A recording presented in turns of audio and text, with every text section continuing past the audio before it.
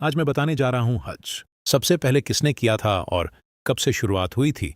इसके साथ ही आज के इस ब्लॉग में हम जानेंगे हज के पूरे सफ़र, वहाँ की ऐतिहासिक मस्जिदों और मदीना मुनव्वरा की उन रूहानी रातों के इतिहास को जिसके बिना हर मुसलमान का यह मुकद्दस सफ़र अधूरा सा लगता है। तो चलिए आज के इस 5 मिनट के ब्लॉग में हम हज के इस खूबसूरत और पाकीज़ा सफ़र को करीब से जानते हैं। दोस्तों, हज की शुरुआत आज से हज़ारों साल पहले मक्का मुअज्जमा में पवित्र खाना काबा से हुई थी। अल्लाह के हुक्म से हज़रत इब्राहिम अलैहिस्सलाम और उनके बेटे हज़रत इस्माइल अलैहिस्सलाम ने मिलकर काबा की तामीर की थी।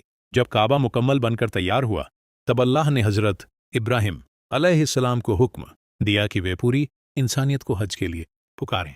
हज की तमाम रस्में हज़रत इब्राहिम, उनकी पत्नी बीबी हाजरा और हज़रत इस्माइल अलैहिस्सलाम की कुर्बानियों की याद दिलाती हैं। हज के इस पाकीज़ा सफ़र की बाकायदा शुरुआत होती है 8 जिलहिज्जा से।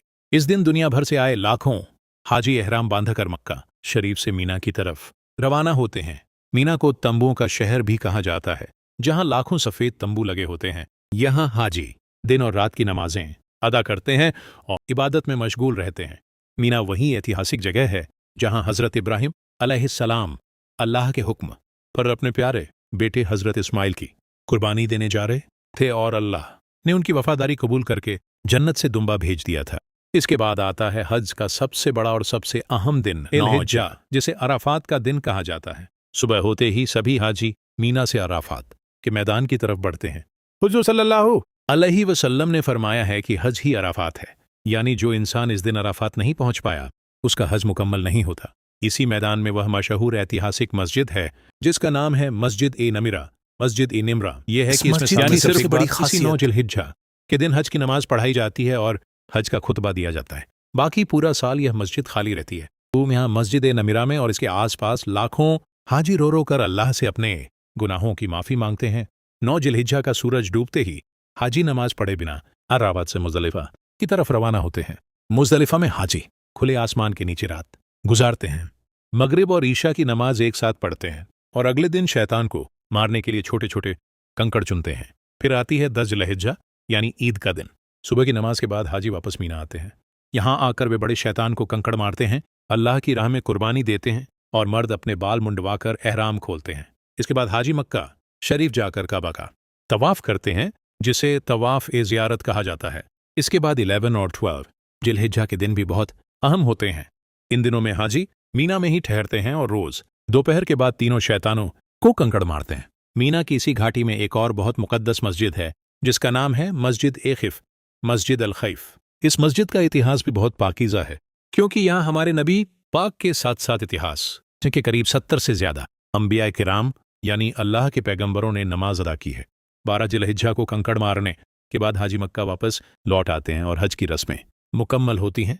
हज का यह रूहानी सफ़र तब तक पूरा महसूस नहीं होता जब तक आशिकों का कारवां आका के शहर मदीना मुनव्वरा न पहुंच जाए। हज से पहले या बाद में हाजी मदीना शरीफ हाजिर होते हैं मस्जिद ए नबवी की ज़ियारत और प्यारे नबी सल्लल्लाहु अलैहि वसल्लम के रोज़ा ए अक़दस पर सलाम पेश करना हर मोमिन के लिए ज़िंदगी का सबसे खूबसूरत पल होता है। मदीना प्रवास के दौरान हाजियों की ये पूरी कोशिश होती है कि वे मस्जिद ए नबवी में लगातार 40 नमाजें जमात के साथ पूरी करें।